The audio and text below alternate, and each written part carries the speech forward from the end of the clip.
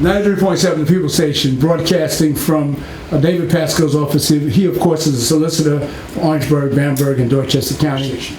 Let's just talk about the last 24 hours. We had one of the most emotional cases I've ever prosecuted in my 30 years as a prosecutor. As I told the court that yesterday, the murder of 6-year-old Winston Hunter. It happened on May 13th, 2022. Right outside of the town of North here in Orangeburg County. 4 individuals, 2 of whom were definitely the leaders, and we convicted them yesterday. Their names are Ethan Anderson and Jeremiah Harley. They went to that neighborhood that night to buy drugs, not from Winston's family, but from a neighbor. Instead, they ended up pulling up to Winston Hunter's home, got out 3 weapons, a .40 caliber pistol, a .380, and a 9mm, and fired 21 times into Winston Hunter's home, 6 years old, turning it into a war zone. How fast was the turnaround on the apprehension of these individuals? I know you guys played a part in that as well. Yeah. Well, actually, that night on May the 13th and for 2 weeks after that, all law enforcement had was really 2 things. They had a photograph of the vehicle that they were pretty sure was involved in the shooting, and they knew that 3 different weapons were used. As I said, a .40, a 9mm, and a .380 because of the shell casings. That's all they had. 2 weeks later, thanks to some law enforcement in upstate New York,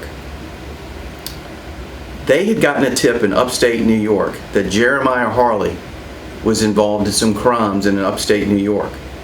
They also got a tip that Jeremiah Harley was involved in a murder of a young boy in Orangeburg County. Wow. Sure enough, that investigator Googled to see was there a murder in Orangeburg. He saw there was. And on May the 27th, that investigator called Captain James Shumpert at the Orangeburg Sheriff's Office. And I'm going to tell you, within minutes of those 2 talking, they solved this case. Wow.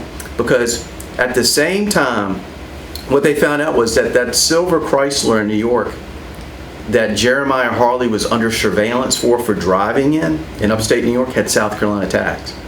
And law enforcement found out that those tags belonged to Ethan Anderson, who lived in West Columbia. You got James Shumpert getting that information. He drives to West Columbia. It's all on video. He detains Ethan Anderson, questions him. At the exact same time, law enforcement upstate New York is pulling over the silver Chrysler with the South Carolina tags, and guess who's driving it? Jeremiah Harley. And in the passenger seat with him, as I mentioned to the court yesterday, was a Mr. Phillips, another co-defendant in this case. So it still is an ongoing case. Everyone is not yet. That's right. There are 2 still remaining, so I'm not going to talk too much about them other than what I said yesterday in court. But what's really important is, without a doubt, and I mentioned this in court, the 2 leaders were Ethan Anderson and Jeremiah Harley. And we convicted them yesterday, and the judge gave them life without parole for Winston's murder. Crime down, is crime up? I guess that's what people want to know. We know from your rendition and your explanation what just happened in your office and what you've done. Where are we as people in the society or the communities that we live in? That's a great question. You know, right around COVID and especially after COVID, crime started to climb throughout the country. And even here in South Carolina, throughout the state of South Carolina, unfortunately, crime was on the rise. I believe we're finally seeing the plateau and it's starting to come down. And you know me, I'm a big critic of the General Assembly, and I got a lot of bad things to say about them in the coming year. But I gotta give them credit where credit is due. They have provided solicitors' offices across the state and law enforcement a lot more resources so we can move cases quicker now through the docket. And by doing that, we can get the violent offenders locked up and in prison or on supervision much quicker so they're not repeat offenders, and we can provide those rehabilitation programs for non-violent offenders much quicker. That's one of the things that the people in the communities talk about is people being released.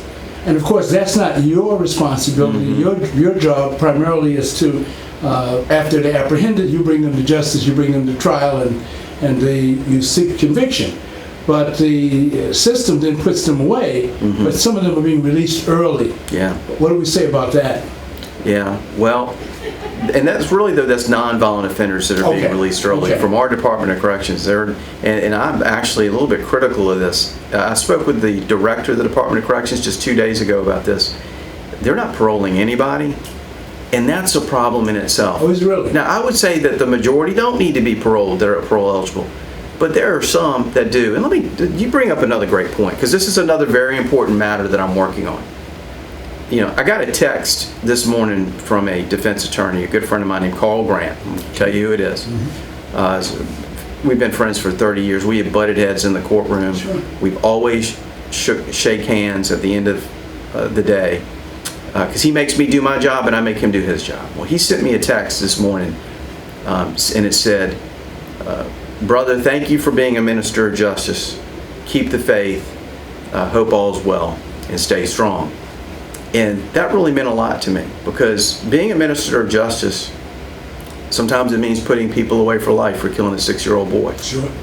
But sometimes being a minister of justice means curing problems such as people being incarcerated for life that don't deserve to be in prison for life. And what I'm working on now, and I'm going to need the community's help with come this May, we owe a great debt of gratitude to Ms. Barbara Williams, the president of the NAACP here in Orangeburg, because she brought this to my attention. And I'll give you some of the facts. There's a young man who back in the 1990s, the late 1990s, committed armed robberies. He didn't shoot anybody. No one was injured. Nobody was taped up. Non-violent. It was violent because it was armed robbery. Okay. But you're right. It wasn't like what we saw yesterday. Right. No one was physically hurt. He did it in different counties over the course of 36 hours. He pled to armed robbery in the 14th Circuit down in Allendale, which was a mistake. His lawyer did him wrong. He should never have pled him to that. He should have tried to plead him to all the charges at the same time. But the defendant got 10 years back in around 1998 in Allendale. He then comes to Orangeburg, and his attorney says, hey, he's pled guilty in Allendale. He's ready to get a 10-year sentence here in Orangeburg too. We let him to plead to 10. The solicitor said no. He said, well, it's a confession case. He's admitted to doing it. He's 19 years old. We let him just plead straight up 10 to 30 years, and we'll leave the sentence. No. They served him with life without parole. Wow. And he was sentenced to life without parole.